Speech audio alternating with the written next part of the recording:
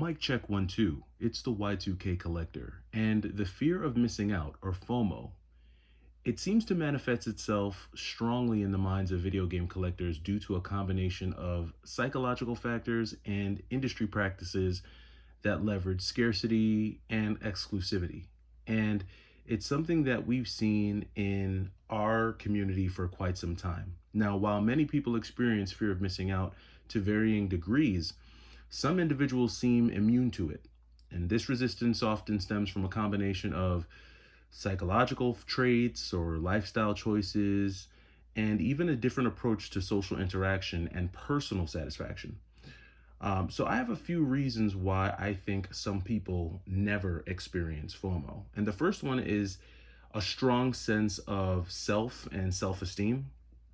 It's kind of like this validation thing that you guys have heard me talk about in on this channel.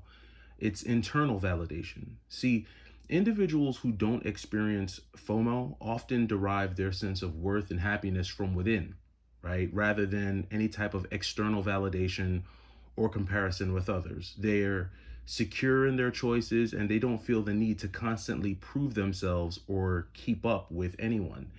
And this is a big part of the reason why when you see a YouTuber make a video either for, against a certain video game, a certain console, or even a video game company, you tend to see these visceral reactions from people in the comment section because there's this certain level of validation that they're looking for to feel justified in whatever belief or on whatever side of the fence they stand on. But this is something that people with a strong sense of self-esteem and just a strong sense of internal validation, they don't experience. These people often have a strong sense of self-awareness and boundaries. They have a clear understanding of their own needs, preferences, and priorities. They're comfortable saying no, right? Usually these people don't need to be invited to everything. They don't need to be a part of any type of community. They don't feel the need to join the crowd. And a lot of times you'll see that even here on YouTube, you have a lot of, people who want to feel like they're down, like they're a part of a group, like they're a part of a special club. And people who don't suffer from the fear of missing out, these people typically are renegades. They don't really care about what people think. They don't really care about who likes them or who doesn't like them. It doesn't matter to them. They're going to be who they are regardless of what people have to say. And that contributes to that strong sense of self-esteem. The second reason why I think these people don't really suffer from the fear of missing out is because they're focused on the present moment and they're focused on mindfulness. Now, these people kind of deal with what you might call JOMO instead of FOMO, like a joy of missing out. And joy of missing out is honestly the opposite of FOMO.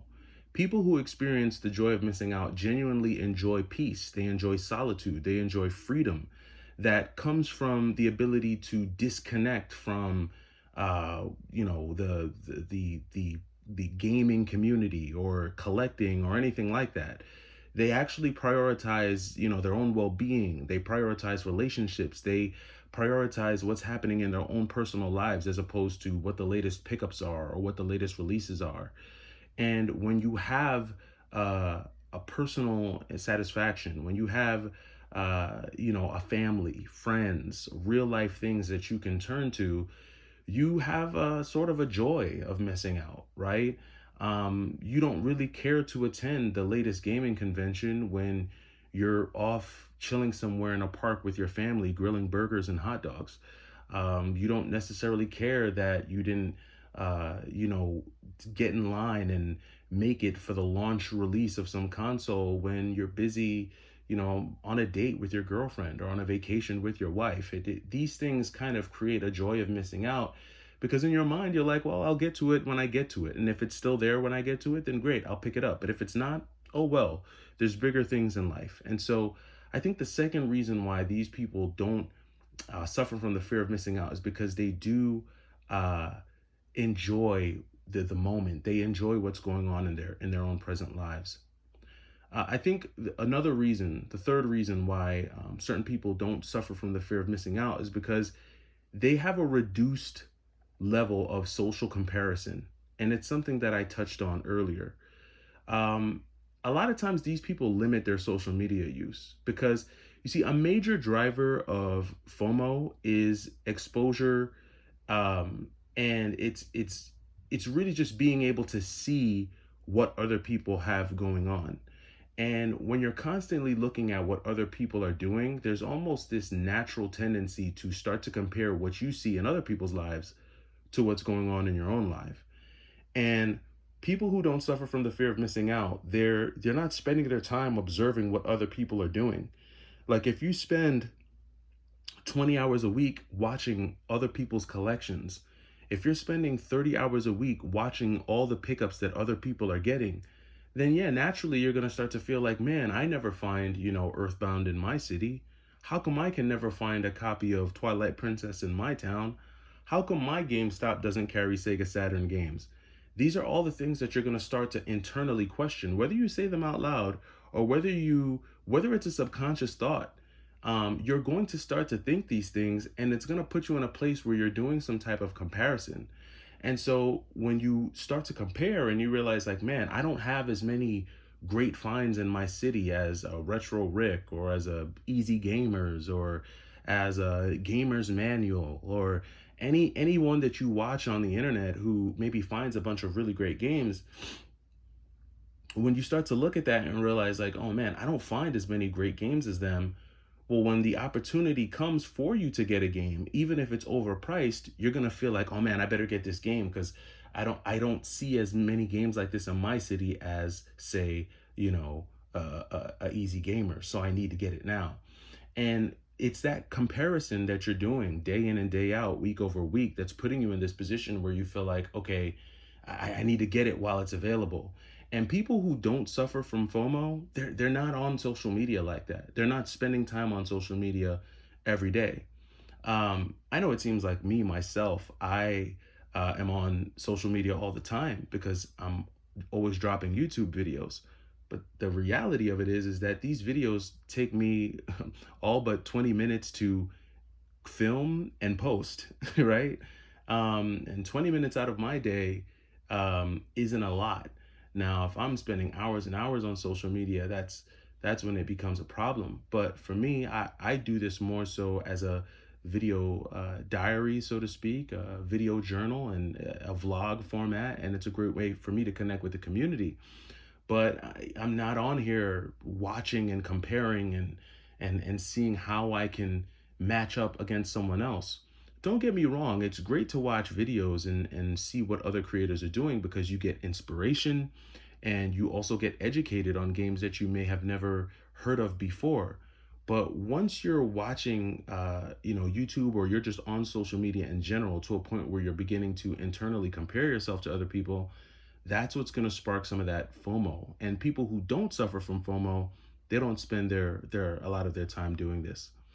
Now, there's a number of other reasons that I could get into, right? That really explain why some people don't suffer from FOMO. But in general, those who never really experience FOMO typically possess like a strong internal compass. They prioritize their well-being, they engage in less social comparison, they find deep satisfaction in their own lives, and that's regardless of what others might be doing. They've embraced a mindset of contentment with their choices, which often leads to a more meaningful personal existence.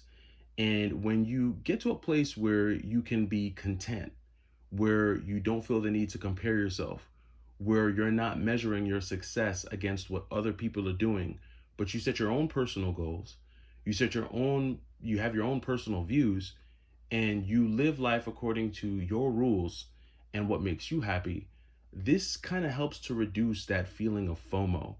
And you'll be making game purchases based more so on what you actually enjoy, what you like, and what you want, as opposed to what you think someone else will validate you for.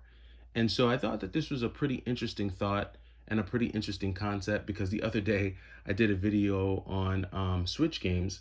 And as the Switch 2 releases and we get more Switch games and people try to go back to pick up old Switch games, we may see some of this FOMO rear its ugly head, but learn to be content, learn to be good with what you've got, and focus on you. The more you focus on yourself and the more you kind of are able to detach from the hobby completely, do something else and come back to it, I think the less you'll feel that feeling of FOMO.